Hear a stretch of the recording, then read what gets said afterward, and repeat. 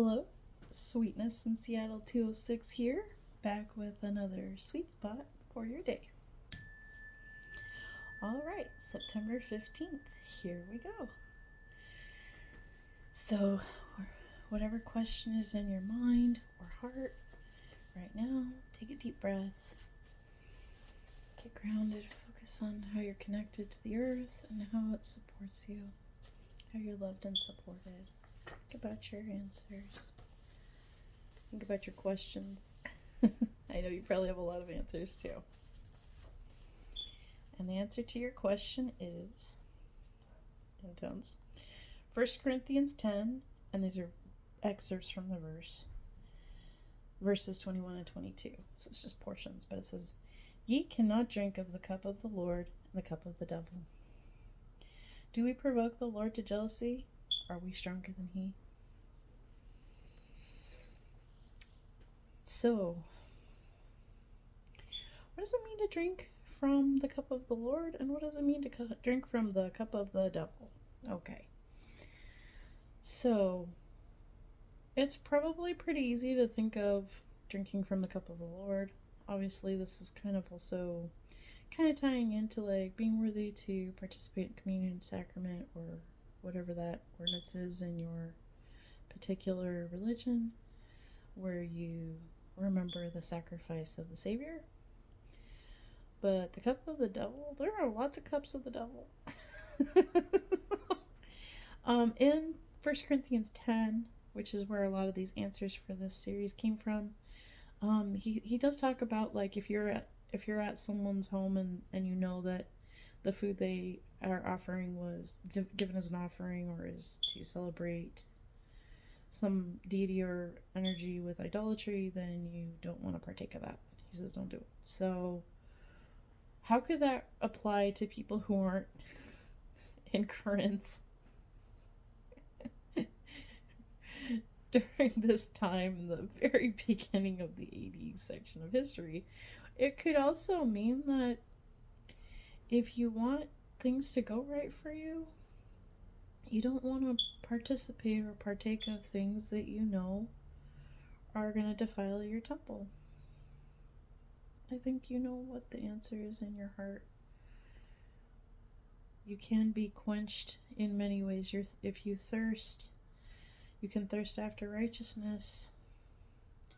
And it makes me think of like that whole idea of a thirst trap. I never even really heard of that, but anybody with social media nowadays knows what a thirst trap is, which is basically where is kind of like a lust trap. Like it creates an interest because it's drawing on the lustful or baser side of the beautiful flower of womanhood or manhood being misused in a way to entice that doesn't edify. Let's just say, I gotta do it. I'm thinking of that song that I love you, Brittany, but from taking a sip from my devil's cup. I can't remember which song. I'm pretty sure it was I Want to Go. Yeah, I love that song, by the way. But yes, like take a sip from my devil's cup. You know, a lot of songs about alcohol talk about like take a shot, clear your conscience, or whatever. Blame it on the alcohol. That could be a devil's cup for you. You'll know that if that's the answer for you. It could just be drinking ugly thoughts. The devil is a spoiler. He's the Lord of Flies. Like his stuff stinks. He promises everything, gives nothing. You don't want none of that. Don't drink it. That's your sweet spot answer. All right, here's a little bit of self-care. When they fly like that, you got to take them. Build something. This is your sweet spot for today. Build something. If there's something you've been wanting to create, like let's say you have a bookshelf you need to put together, just haven't had the time, build that thing today. It'll be so cool. Or just build something neat, like maybe I mean, I keep thinking of a gingerbread house. I don't know why anybody would do that in September, but if you're gonna build something that just is worth building.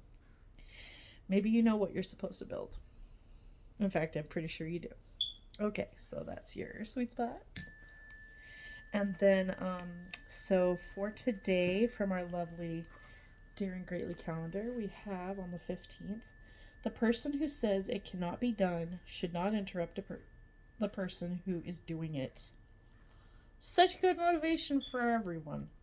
The person who says it cannot be done should not interrupt the person who is doing it. That says Chinese proverb. I wish we knew where that exactly came from, but here it is. Trying to make it good for you. There it is. All right. Yeah. It kind of reminds me of this quote by Winston Churchill that just comes to mind immediately. It's like, you don't waste time to throw stones at every dog that's barking, basically. I was trying to remember it exactly. I'm just going to paraphrase it. It's like, don't stop. Okay, that dog's barking, throw a stone. That dog, just forget it. If someone says it can't be done, that's true for them. That is your September 15th sweet spot.